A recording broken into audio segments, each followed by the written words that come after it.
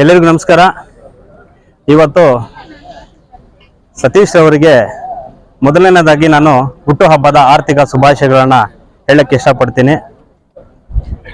ನಮ್ಮ ತಾಲೂಕಿನ OBC ಅಧ್ಯಕ್ಷರಾಗಿರುವಂತಹ ಸತೀಶ್ ಅವರು ಹಲವಾರು ಬಡವರಿಗೆ ಅವರ ಕೈಲಾದಷ್ಟು ಮಟ್ಟಿಗೆ ಒಳ್ಳೆಯ ಸಮಾಜ ಸೇವೆಯನ್ನು ಮಾಡಿಕೊಂಡು ಮುಂದೆ ಚುನಲ್ಲಿ ನಡೀತಿದ್ದಾರೆ.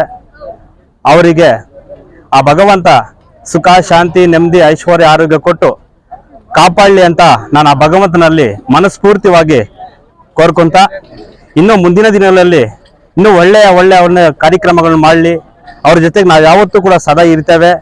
ಹಾಗೆ ನಮ್ಮ ತಾಲೂಕಿನ ಕರ್ನಾಟಕ ರಕ್ಷಣಾ ವೇದಿಕೆ ಸಂಘಟನೆಗಳ ಪರವಾಗಿ ಅವರಿಗೆ ಮತ್ತೊಮ್ಮೆ ಹುಟ್ಟುಹಬ್ಬದ ಆರ್ಥಿಕ ಶುಭಾಶಯಗಳನ್ನ ನಾನು ಹೇಳಕ್ಕೆ ಇಷ್ಟಪಡ್ತೇನೆ.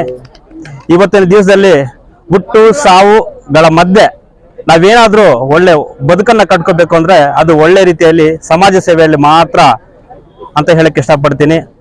ಮುಂದಿನ ದಿನದಲ್ಲಿ ಇಂಥ ಹುಟ್ಟುಹಬ್ಬಗಳು 106 ಮಾಡ್ಕೊಳ್ಳಿ ಅಂತ ಹೇಳ್ತಾ ಈ ಸಂದರ್ಭದಲ್ಲಿ ನಮ್ಮ ನಂಗ್ಲಿ ಘಟಕದ ಅಧ್ಯಕ್ಷ ಆಗಿರುವಂಥ ಫಹಾದ್ ಅವರು, ಮೊಯಿನ್ ರವರು, ಹಾಗೆ ಆದಾರ್ ಮುರಳಿ ಅವರು ಬಂದು ಅವರಿಗೆ ಹುಟ್ಟುಹಬ್ಬದ ಶುಭಾಶಯಗಳನ್ನ ತಿಳಿಸ್ತಾ ಇವಾಗ ನನ್ನ ಈ 2 ಮಾತನ್ನು ಮಾತಾಡ್ಲಿಕ್ಕೆ ಅವಕಾಶ ಮಾಡಿಕೊಟ್ಟ ತಮಗೆಲ್ಲರೂ ಕೂಡ ಒಂದ್ಸುತ್ತಾ ಮತ್ತೊಮ್ಮೆ ಸತೀಶ್ ಅವರಿಗೆ ಹುಟ್ಟುಹಬ್ಬದ ಆರ್ಥಿಕ ಶುಭಾಶಯಗಳನ್ನ ಹೇಳಿ ನಾನು ಈ 2 ಮಾತನ್ನ ಮುಗಿಸ್ತಾ ಇದ್ದೀನಿ. ಜೈ ಹಿಂದ್, ಜೈ ಕರ್ನಾಟಕ ಮಾತು.